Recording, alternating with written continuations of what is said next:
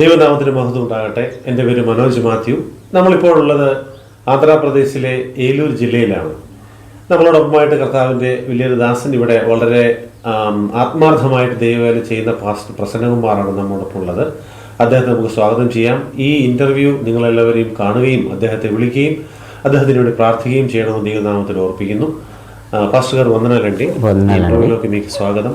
మీతో కొన్ని ప్రశ్నలు అడుగుదాం అనుకున్నాను. మీరు సమాధానం చెప్పండి. మొట్టమొదటిగా మీ పేరు చెప్పండి, మీరు ఎక్కడ పుట్టారు, మీ അമ്മ നാന గురించి, തമിഴ് గురించి చెప్పండి. പാസ്റ്റർ ആദ്യമായിട്ട് അദ്ദേഹത്തെ ഒന്ന് പരിചയപ്പെടുന്നു. തെലുങ്കിലാണ് പരിചയപ്പെടുന്നത്, സംസാരിക്കുന്നത്. അദ്ദേഹം തെലുങ്കിൽ സംസാരിക്കുന്നത് ഞാൻ మలయాళത്തിലേക്ക് పరిభాష ചെയ്യാമെന്നാണ് ఆగ్రహిക്കുന്നത്. చెప్పండి సార్. ప్రైజ్ లార్డ్ అండి. దైవజనులందరికీ వందనాలు తెలియచేస్తూ ఉన్నాను.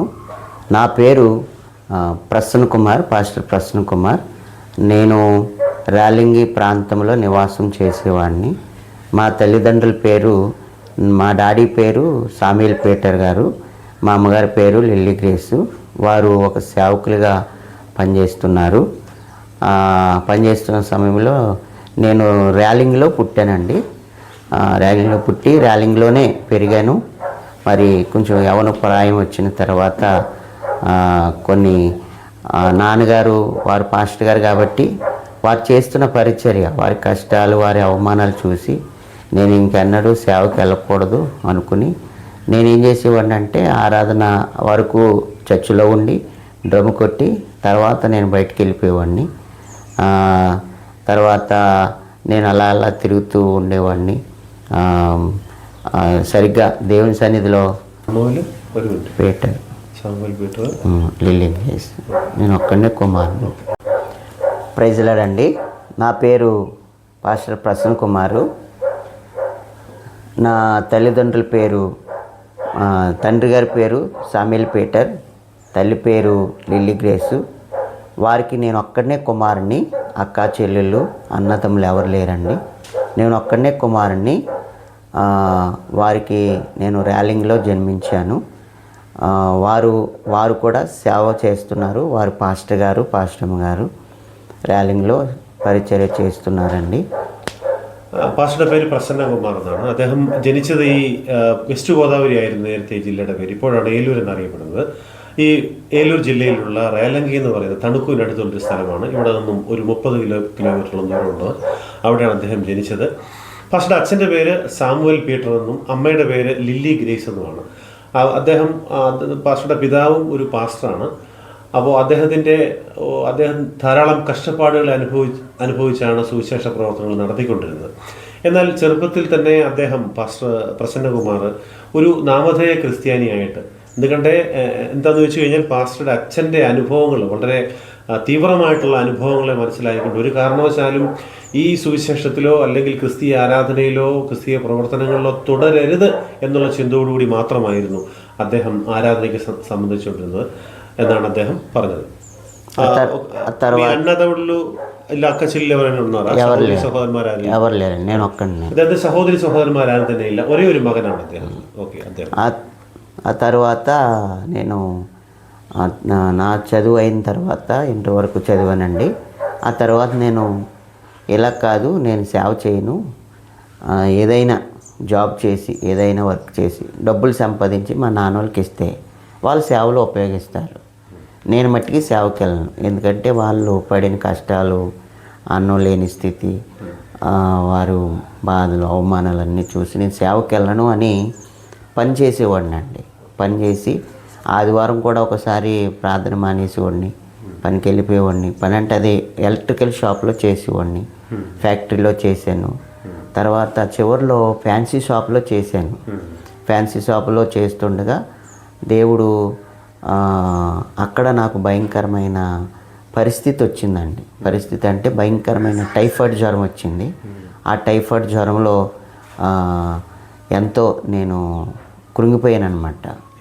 కృంగిపోయినప్పుడు చనిపోతానని ఒక భయం నాలో, చనిపోతానేమని భయం. అన్ని టెస్టులు చేశారు, అన్నీ నార్మల్ వచ్చినాయి. హెచ్ఐవి టెస్ట్ కూడా చేశారు, అది నార్మల్. కానీ జ్వరం తగ్గట్లేదు.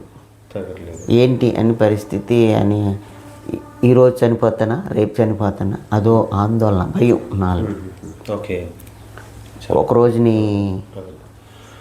പാസ്റ്റർ ഇപ്പോൾ പറഞ്ഞ അനുഭവങ്ങൾ, അദ്ദേഹം ചെറുപ്പത്തിൽ തന്നെ ഈ സുവിശേഷ പ്രവർത്തനങ്ങളോട് അദ്ദേഹത്തിന് താല്പര്യമില്ലായിരുന്നു. കാരണം അദ്ദേഹത്തിൻ്റെ പിതാവ് ഒരു സുവിശേഷകനായിരുന്നതുകൊണ്ട് ആ പിതാവ് സഹിച്ച കഷ്ടപ്പാടുകളെ അദ്ദേഹം മനസ്സിലാക്കിയതിന് ശേഷം ഒരു കാരണവശാലും ഒരു സുവിശേഷ പ്രവർത്തനത്തിലേക്ക് വരണമെന്ന് അദ്ദേഹത്തിന് ആഗ്രഹമില്ലായിരുന്നു. അതിന് അദ്ദേഹം ചെയ്തത്, അദ്ദേഹത്തിൻ്റെ തീരുമാനം, പ്രീ ഡിഗ്രി പഠിച്ചതിന് ശേഷം അദ്ദേഹം എന്തെങ്കിലും തൊഴിൽ ചെയ്തിട്ട് അതിൽ നിന്ന് കിട്ടുന്ന ഒരു വരുമാനം അദ്ദേഹത്തിൻ്റെ പിതാവിനെ കൊടുത്ത് സഹായിക്കാം എന്നുള്ളൊരു ചിന്തയിലാണ് അദ്ദേഹം മുന്നോട്ട് പോയത്. അങ്ങനെ അദ്ദേഹം ഫാൻസി കടകളിലും ഇലക്ട്രിക്കൽ കടകളിലും ഫാക്ടറികളിലൊക്കെ ജോലി ചെയ്ത് അദ്ദേഹത്തിൻ്റെ പിതാവിനെ കുറേശ്ശെ സഹായിച്ച് മുൻപോട്ട് പോവുകയായിരുന്നു. അങ്ങനെ ഇരിക്കെ ഒരിക്കൽ അദ്ദേഹത്തിന് വലിയ ഒരു പനി അദ്ദേഹത്തിന് ഉണ്ടായി. ആ പനി ടൈഫോയിഡായിട്ട് മാറി. ആ ടൈഫോയിഡ് പനി വന്നതിന് ശേഷം ആ പനി കുറയുന്നില്ല, വളരെ നാളുകളായിട്ട് ആ പനി ഇങ്ങനെ തുടരുകയാണ്. അപ്പോൾ എല്ലാവിധമായിരിക്കുന്ന ടെസ്റ്റുകളും ചെയ്തെങ്കിലും ആ ടെസ്റ്റെല്ലാം നോർമലാണെങ്കിലും അദ്ദേഹത്തെ വല്ലാത്തൊരു മരണഭയം അദ്ദേഹത്തെ പിടികൂടുവാൻ ഇടയായി തീർന്നു.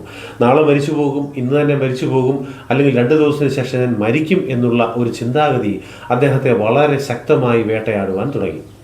తర్వాత ఏం జరిగింది సార్ చెప్పండి, పిన్నీడు എന്താണ് సంభవించింది? ఆ తర్వాత ఇలాగ భయంతో జీవిస్తున్నప్పుడు ఒక రోజుని నేను బయట కూర్చోలేని స్థితిలో ఉండి బయట కూర్చుని ఆలోచిస్తున్నాను. వీళ్ళందరూ బాగానే ఉన్నారు కదా, వీళ్ళు దేవుణ్ణి నమ్ముకోలేదు, వీళ్ళు హ్యాపీగా ఉన్నారు, నేను దేవుణ్ణి నమ్ముకున్నాను కదా, నా తల్లిదండ్రులు సేవకులు కదా, నా పరిస్థితి ఎందుకు వస్తుంది, నేను ఎందుకు చనిపోతాను అనుకుంటున్నాను అని ఆలోచనలో పడి ఆ రాత్రి ప్రార్థన చేసుకున్నానండి. ఆ ప్రార్థన చేసుకుని, ప్రభువా నన్ను బ్రతికిస్తే జీవితకాలం అంతా నీ సేవ చేస్తాను అని ఒక సమర్పణతో ప్రార్థన చేసుకుంటున్నప్పుడు ఆ తెల్లవారి 3 గంటలకి ఒక ఆకాశమైన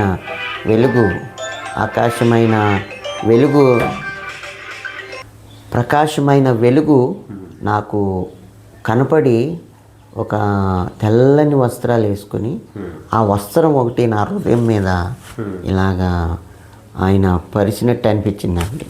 ఆ వస్త్రం వచ్చి నా హృదయానికి తాకింది. నేను తులుకుబడి లేచి చూస్తే ఎవరు లేరు.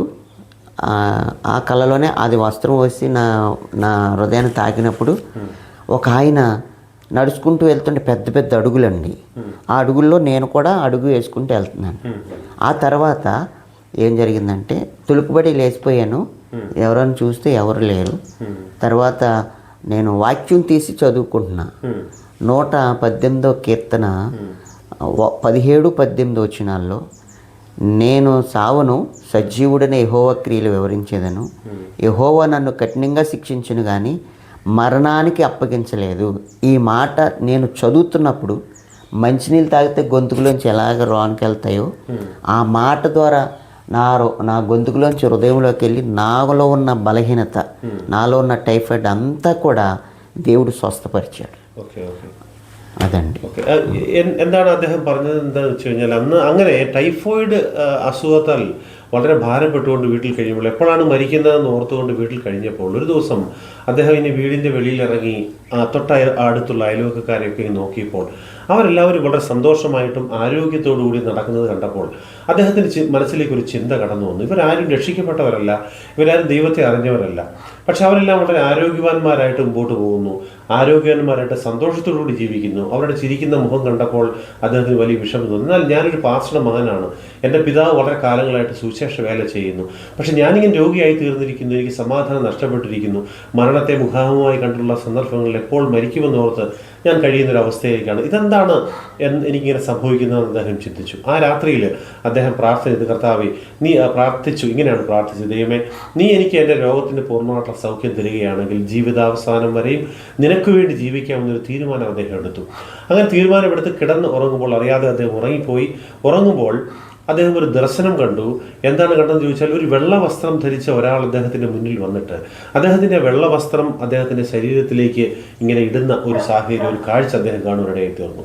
പെട്ടെന്ന് തന്നെ 117-ാം സങ്കീർത്തനത്തിൻ്റെ വാക്യം ഇങ്ങനെ അദ്ദേഹം വായിച്ചു, യഹോവ എന്നെ കഠിനമായി ശിക്ഷിച്ചു, എന്നാലും അവൻ എന്നെ മരണത്തിന് ഏൽപ്പിച്ചില്ല എന്നുള്ളൊരു വാക്യം വായിക്കുവാനും, അത് വായിച്ചപ്പോൾ അന്ന് വരെയും വെള്ളം കുടിക്കുവാൻ കഴിയാതെ ശരീരം ദുർബലമായിരുന്ന ഒരു സാഹചര്യത്തിൽ അദ്ദേഹത്തിൻ്റെ വായിലേക്ക് ഒരു വെള്ളം, വളരെ തണുത്ത വെള്ളം ഇങ്ങനെ ഒഴിച്ചു കൊടുക്കുകയും ആ വെള്ളം ഇങ്ങനെ അദ്ദേഹത്തിൻ്റെ തൊണ്ടയിലൂടെ ഇറങ്ങി വയറ്റിലേക്ക് പോകുമ്പോൾ ശരീരത്തിലെ എല്ലാ ബലഹീനതകളും മാറിപ്പോകുന്നതായിട്ട് അദ്ദേഹത്തിന് മനസ്സിലാക്കുവാൻ കഴിയുന്ന ഒരു സാഹചര്യം, അനുഭവിക്കാൻ കഴിയുന്ന ആ രോഗത്തിൻ്റെ എല്ലാ అవస్థകൾക്കും మాటం വരുന്ന ഒരു సాహచర్యం അദ്ദേഹത്തിന് అనుభవించറിയുവാൻ കഴിഞ്ഞు.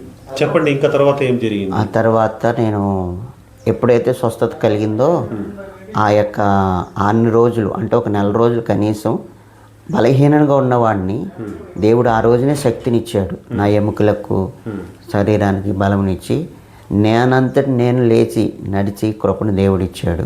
అప్పుడు ఆ రోజు తీర్మానం చేసుకున్న, ప్రభువా నీకు ఇష్టమైతే నేను బ్రతుకున్నంత కాలం నీ సేవ చేస్తాను ప్రభువా అని ఒక సమర్పణ చేసుకుని అప్పటి నుంచి మళ్ళా నాన్నగారి చర్చిలోకి కంటిన్యూగా పరిచర్య చేయటం, నాన్నగారి చర్చిలోనే పరిచర్య చేయటం, డ్రమ్ము కొట్టడం, ఆరాధన నడిపించడం, కీర్తన భాగం చదవటం, ఇవన్నీ చేస్తున్నప్పుడు నాన్నగారు 2000 సంవత్సరంలో నాన్నగారికి ఆత్మీయ తండ్రి గారు జీవరత్నం గారని ఆ పెద్ద ఆయన ద్వారా 2000 సంవత్సరం అండి 1వ నెల జనవరి నెల 1వ తారీఖుని నాకు బాప్తీసం ఇచ్చారు. బాప్తీసం తీసుకున్నాక నేను అలాగ దేవుని పరిచయలో ఒక 6 నెలలు కొనసాగి తర్వాత ട്രെയിനിങ്ങിക്ക് వెళ్ళానండి.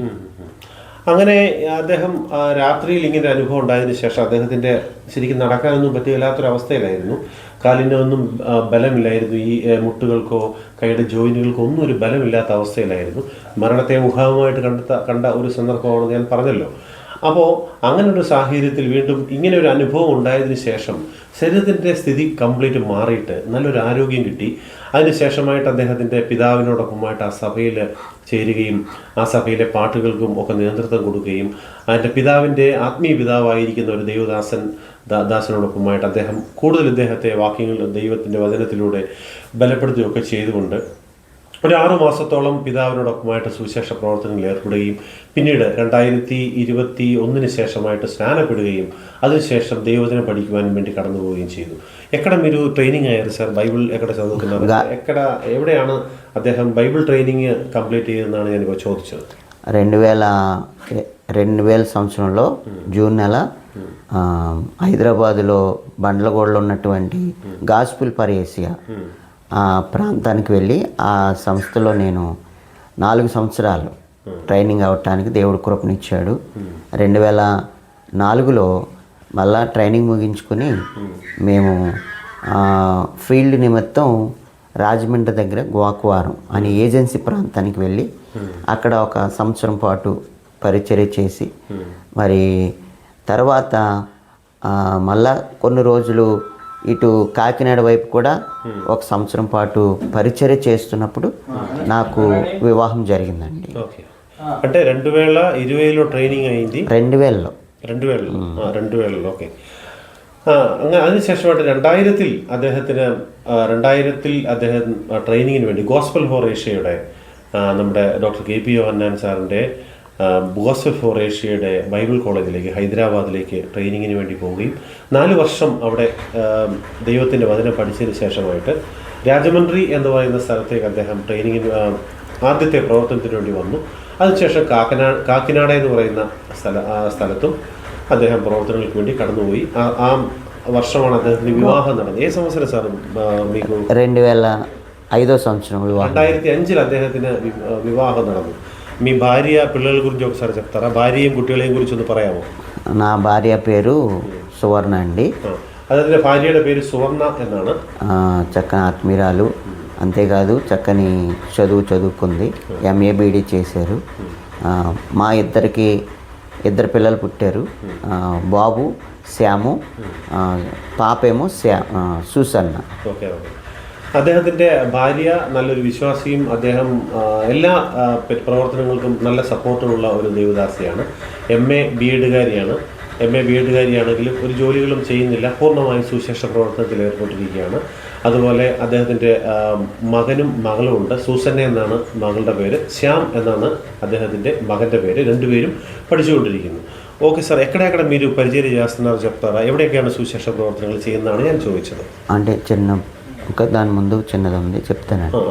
അതിനു മുമ്പായിട്ട് ഒരു കാര്യം പറയാൻ അദ്ദേഹം చిన్న అంటే వివాహమైన తర్వాత మేము ఎక్కడ పరిచర్య చేయాలో మాకు అర్థం అవ్వలేదు. చాలా ఇబ్బందిగా ఉండేది.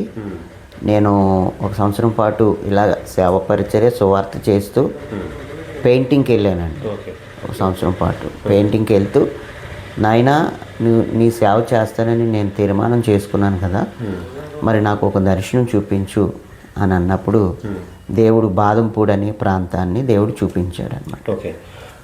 അതിനിടയ്ക്ക് അദ്ദേഹം വളരെ ഓർത്ത് പറയുന്ന ഒരു കാര്യം, ഈ 4 വർഷം ട്രെയിനിങ് കഴിഞ്ഞതിന് ശേഷം ഇങ്ങനെ 1-2 സ്ഥലങ്ങളിൽ അദ്ദേഹം പ്രവർത്തിച്ചു.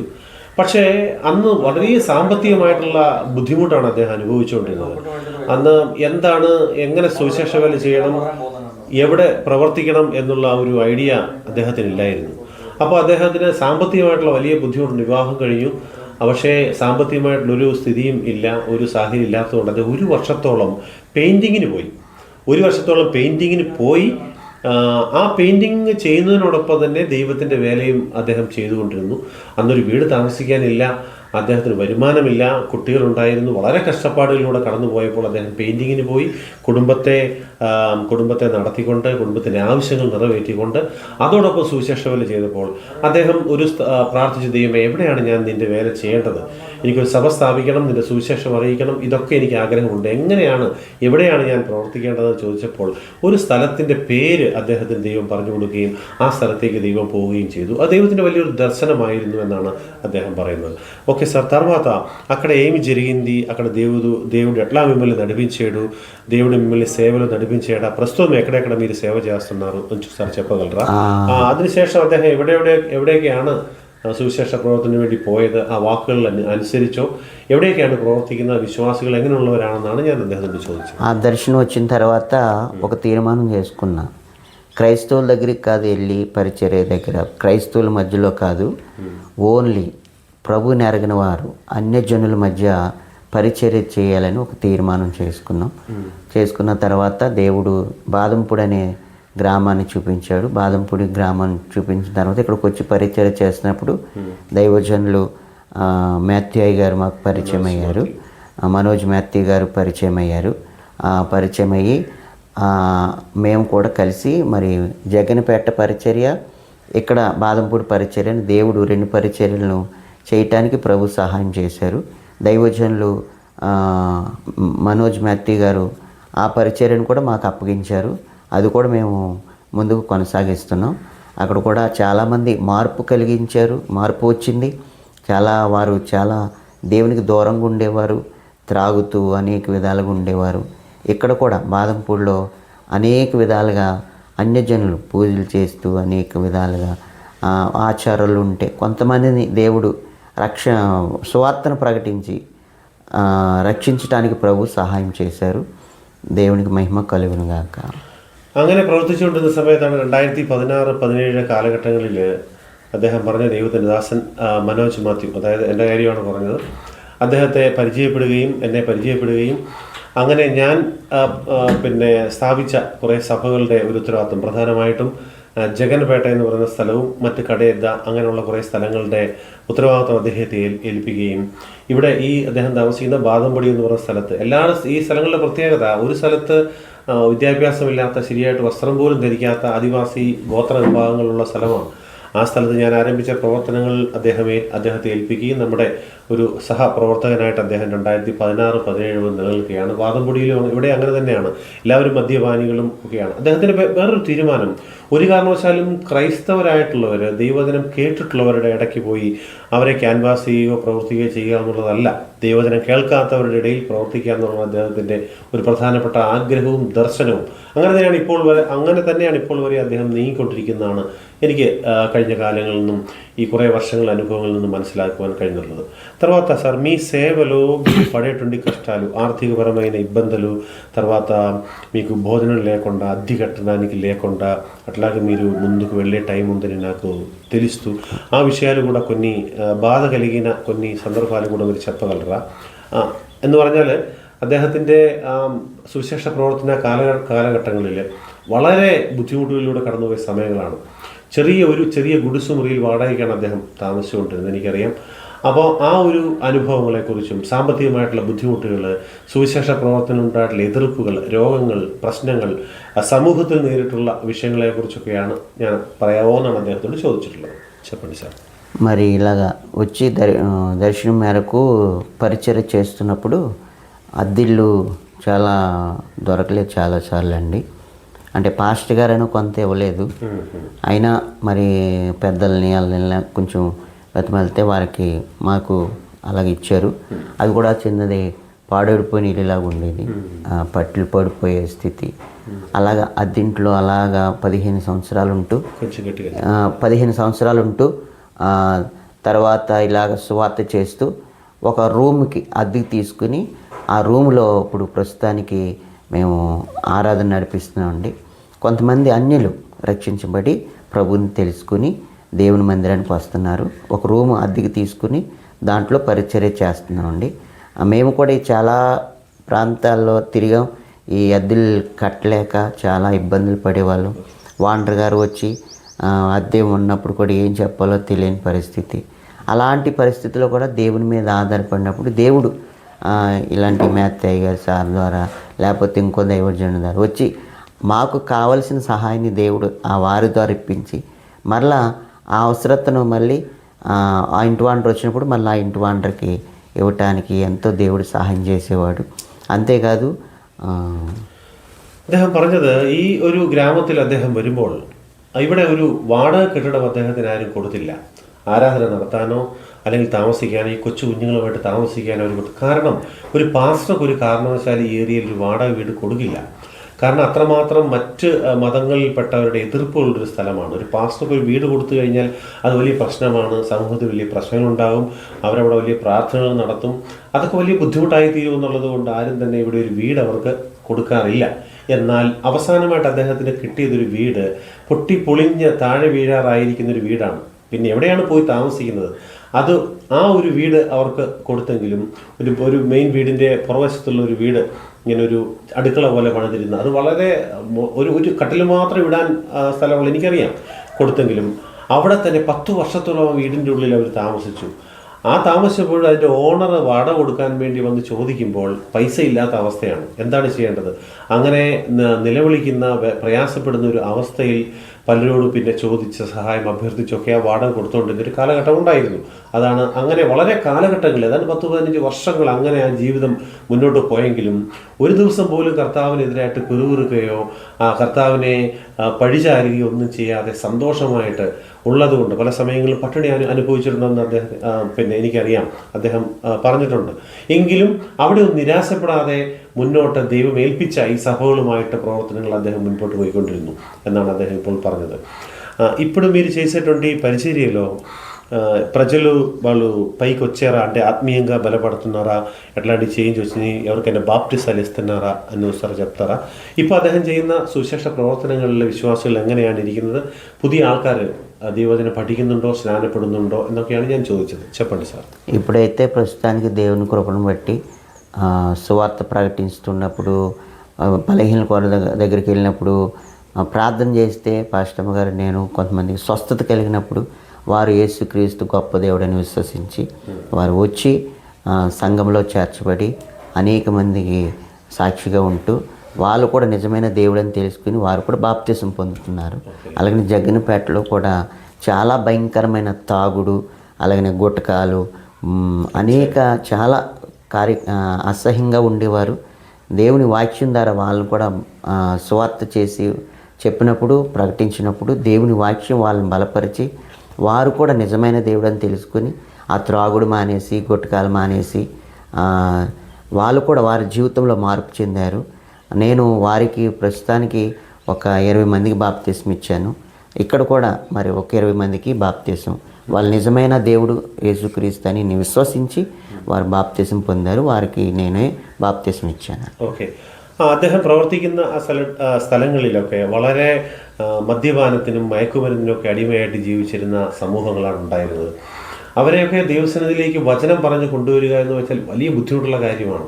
കാരണം കേൾക്കാനുള്ള മനസ്സില്ല. വലിയ എതിർപ്പുകളുടെ മധ്യത്തിലൂടെയാണ് കടന്നുപോയിക്കൊണ്ടിരുന്നതെങ്കിലും ഒരു സ്ഥലത്ത് 20 പേർക്ക് അദ്ദേഹം സ്നാനപ്പെടുത്തി. ഇപ്പോൾ പ്രവർത്തിക്കുന്ന മറ്റൊരു സഭയിൽ, ആ സഭ ഒരു വാടക വീട്ടിലാണ് പ്രവർത്തിക്കുന്നത്.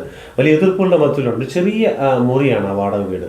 അവിടെ വലിയ എതിർപ്പുകളുടെ മധ്യത്തിലാണ് ആ ഒരു ആരാധനകൾ നടക്കുന്നത്. പക്ഷെ ദൈവം ഇത്രമാത്രം എതിർപ്പുകൾ ഉണ്ടായിട്ടും ആ വീടിൻ്റെ ഉടമസ്ഥയോട്, ഒരു പാവപ്പെട്ട സ്ത്രീയാണ്, അവരോട് ദൈവത്തിൻ്റെ ആത്മാവ് ശക്തമായിട്ട് ഇടപെട്ട് ആ വീട്ടിൽ നിന്നും ആരാധന ഇവിടുന്ന് മാറ്റണമെന്ന് ഇതുവരെയും അവർ പറയാതെ ദൈവം അവരെ നടത്തുന്നു. ആ ഒരു സഭ അവിടെ ഉള്ളത് കൊണ്ട് ഈ ഗ്രാമത്തിലുള്ള അനേക സമുദായത്തിൽപ്പെട്ടവർ, മതത്തിൽപ്പെട്ടവർ വരുവാനും പ്രാർത്ഥിക്കുവാനും അതുപോലെ തന്നെ ദൈവത്തിൻ്റെ വിടുതൽ അനുഭവിക്കാനും അങ്ങനെ ദൈവം വലിയ കാര്യങ്ങൾ ചെയ്തുകൊണ്ടിരിക്കുകയാണ്. ഇവിടെയും 20 പേർക്കോളം അദ്ദേഹം സ്നാനപ്പെടുത്തിയിട്ടുണ്ട്. ഒരു കാര്യം മനസ്സിലാക്കണം, ഇവിടെയൊക്കെ ഒരാളെ സ്നാനപ്പെടുത്തുക എന്ന് പറഞ്ഞാൽ അവർ ഒരു കാരണവശാലും പെട്ടെന്ന് അംഗീകരിക്കുകയില്ല.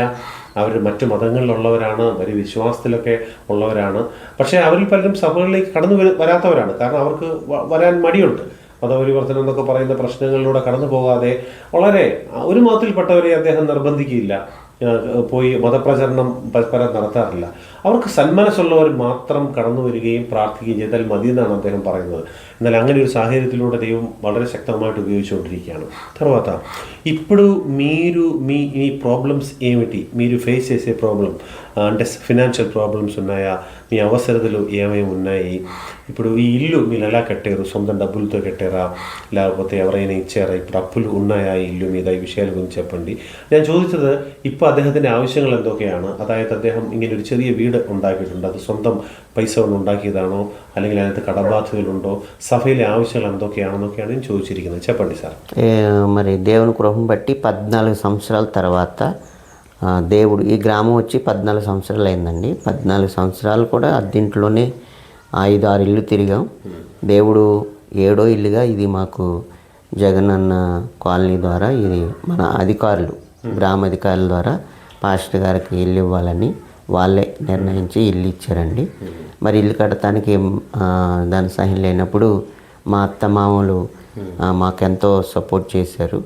వాళ్ళ ద్వారా మరి కొంత రుణము కూడా రుణం చేసి బ్యాంకులో లోన్ తెచ్చి ఒక 5 లక్షలు దాని ద్వారా ఈ గృహాన్ని మేము ఇలా నిర్మించుకోవడానికి సహాయం చేశారు. ఇంకా మాకు చాలా ఆర్థికంగా ఇబ్బందులు ఉన్నాయండి. చాలా ఇబ్బందులు పడుతున్నాం. అలాగనే రెండోది మందిరం కూడా ఇప్పుడు బాదంపూడిలో ఉన్న మందిరం ఒక రెంట్ హౌస్లో పెడుతున్నాం, అద్దె గృహంలో పెడుతున్నాం. దానికి 1500-1600 అలా చెల్లిస్తున్నాం ప్రతి నెల. దేవుని కృపను బట్టి దేవుని సహాయంతో దేవుని యొక్క ఆత్మతో మేము నడిపించబడుతున్నామండి. మాకు చాలా ఆర్థికంగా ఇబ్బందులు ఉన్నాయి కానీ దేవుడు అన్నిటిని ఒక్కొక్కటి నెమ్మదిగా సహాయం చేస్తున్నారు. ഓക്കെ.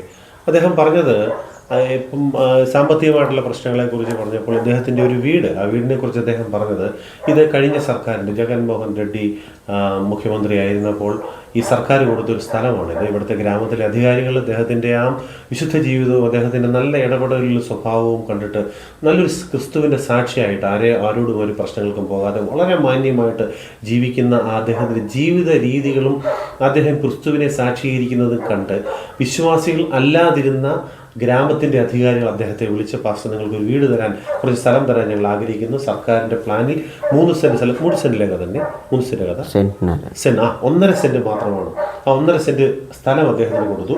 പക്ഷേ വീട് നിർമ്മിക്കാനുള്ള പൈസ അദ്ദേഹത്തിലായിരുന്നു. 14 വർഷങ്ങൾ ഈ ഗ്രാമത്തിൽ വാടക വീട്ടിൽ താമസിച്ച് വാടക കൊടുക്കാനില്ലാത്ത അവസ്ഥയിൽ ദൈവത്തോട് പ്രാർത്ഥിച്ച് ഗ്രാമത്തിൻ്റെ അധികാരികൾ 1.5 സെൻറ്റ് സ്ഥലം കൊടുക്കുകയും എന്നാൽ ഇവിടെ വീട് പണിയാൻ യാതൊരു നിവൃത്തിയുമില്ലാത്ത സാഹചര്യത്തിൽ അദ്ദേഹത്തിൻ്റെ അമ്മായിയച്ഛനും അമ്മായിയമ്മയും കൂടി ഏതാണ്ട് 5 ലക്ഷം രൂപയോളം ബാങ്കിൽ നിന്നും കടമെടുത്ത് അദ്ദേഹത്തിന് കൊടുത്തിട്ട് ഒരു ചെറിയ വീട് അദ്ദേഹം നിർമ്മിച്ചിരിക്കുകയാണ്.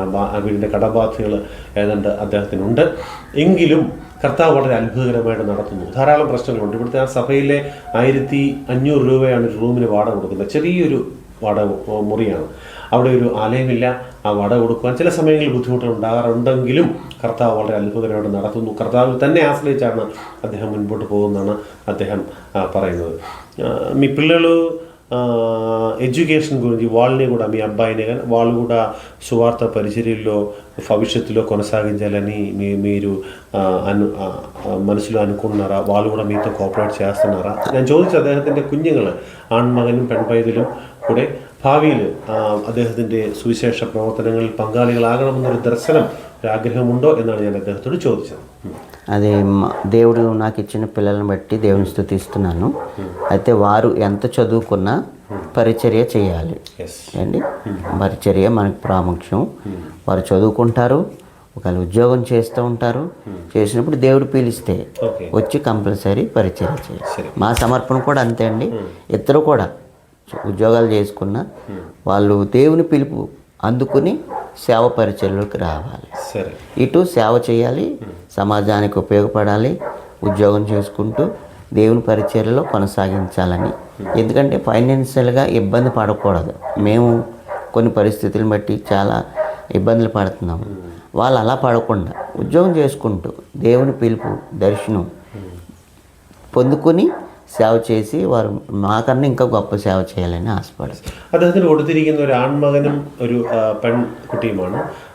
മോള് +2 പഠിക്കുന്നു, മോൻ ഡിഗ്രിക്ക് പഠിക്കുന്നു. അദ്ദേഹം പറഞ്ഞത് അദ്ദേഹം അവരോട് പറഞ്ഞു കൊടുക്കുന്നൊരു കാര്യം, നിങ്ങൾ ഏത് ജോലി ചെയ്താലും നിങ്ങളെ ദൈവത്തിൻ്റെ ആത്മാവ് പ്രേരിപ്പിക്കുന്ന അതനുസരിച്ച് നിങ്ങൾ ദൈവത്തിൻ്റെ വേല ചെയ്യണമെന്നാണ് അദ്ദേഹം പറഞ്ഞത്. കാരണം അദ്ദേഹം വളരെ സാമ്പത്തികമായിട്ടുള്ള പ്രതിസന്ധികളിലൂടെ കടന്നു പോയിട്ടുണ്ട്.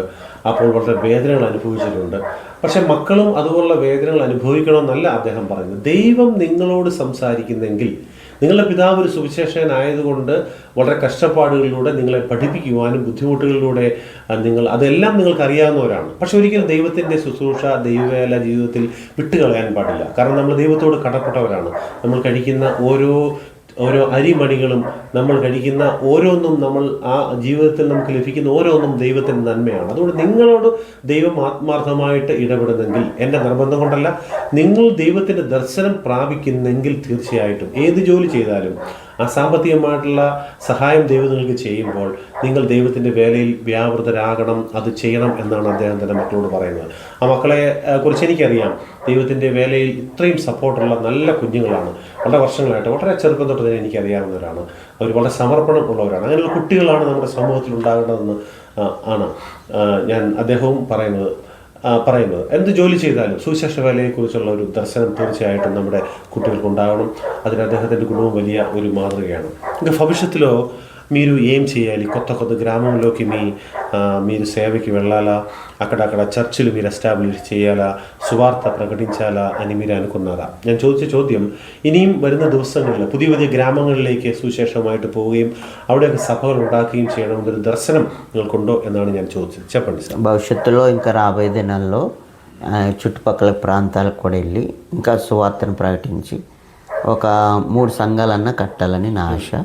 తర్వాత 2026లో అవునండి. తర్వాత మాకు మందిరం లేదు, రెంట్ హౌస్లో కడతాం కాబట్టి కొంచెం విశాలమైన స్థలం తీసుకుని దాంట్లో మందిరం కట్టాలని అవసరం ఉందండి. అంతేకాదు మేము భవిష్యత్తులో దేవుని చిత్తమైతే మరి వృద్ధులను పోషించాలి, వృద్ధాశ్రయం పెట్టి వృద్ధులను పోషించాలని ఒక ఆశతో ఉన్నాం. దానికి కావలసినవన్నీ మా దగ్గర లేవు, కానీ ప్రార్థన చేస్తున్నాం. ఒక ట్రస్ట్ పెట్టి ఆ వృద్ధులను మేము పోషించాలి అనే ఆలోచనతో ఉన్నామండి. దేవుడు ఆ కార్యాన్ని కూడా సఫలపరచలాగా. അദ്ദേഹം പറഞ്ഞത് ഈ 2026 ഏതെങ്കിലും 3 ഗ്രാമങ്ങളിലെങ്കിലും പുതിയ ആരാധനകളും പ്രാർത്ഥനകളും തുടങ്ങണമെന്നാണ് അദ്ദേഹം ആഗ്രഹിക്കുന്നത്. ചർച്ചകളില്ലാത്ത ഗ്രാമങ്ങളൊക്കെ ഉണ്ട്. അവിടെ കടന്നുപോയി സുവിശേഷം അറിയിക്കുകയും ഒരു 3 ഗ്രാമങ്ങളിലെങ്കിൽ 2026 പ്രവർത്തനങ്ങൾ തുടങ്ങണമെന്നാണ് അദ്ദേഹം ആഗ്രഹിക്കുന്നത്. അതുപോലെ തന്നെ ഈ നാടുകളിലൊക്കെ അദ്ദേഹം ഗ്രാമങ്ങളിൽ സഞ്ചരിക്കുമ്പോൾ ആരുമില്ലാത്ത, ആശ്രയമില്ലാത്ത, കുഞ്ഞുങ്ങളില്ലാത്ത, വൃദ്ധരായിട്ടുള്ള ധാരാളം ആൾക്കാർ ഉപേക്ഷിക്കപ്പെട്ടവരായിട്ട് ഈ ഗ്രാമങ്ങളിൽ കാണാൻ കഴിയുന്നുണ്ട്. അവർക്ക് വേണ്ടി ഒരു ട്രസ്റ്റ് എങ്കിലും രൂപീകരിച്ചിട്ട് ഈ വൃദ്ധരെ സംരക്ഷിക്കുവാനുള്ളൊരു ദർശനം, ഒരാഗ്രഹം മനസ്സിലുണ്ട്. ഇത്രയും ബുദ്ധിമുട്ടുകളുടെ ഇടയിലൂടെ കടന്നു പോകുന്നെങ്കിലും അതിന് ദൈവം സഹായിക്കുമെന്നുള്ള ഒരു ഉത്തമ വിശ്വാസവും അദ്ദേഹത്തിനുണ്ട്. അദ്ദേഹത്തിനുണ്ട്. അതുപോലെ തന്നെ ഇപ്പോൾ ആരാധിക്കുന്ന ഈ ഒരു പിന്നെ വാടക കെട്ടിടത്തിൽ നിന്നും ഒരു ദൈവം ഒരു നല്ല ഒരു ചർച്ച് ബിൽഡിങ് തരണമെന്നുള്ള വലിയൊരു പ്രാർത്ഥനയും ആഗ്രഹമുണ്ട്. നിങ്ങളെല്ലാവരും അതിനുവേണ്ടി പ്രാർത്ഥിക്കണം എന്നാണ് പറയുന്നത്. ദൈവനാമം മഹത്വപ്പെടുമാറാകട്ടെ. అందరికీ వంద എല്ലാവർക്കും നന്ദിയും സ്നേഹവും അറിയിക്കുന്നു.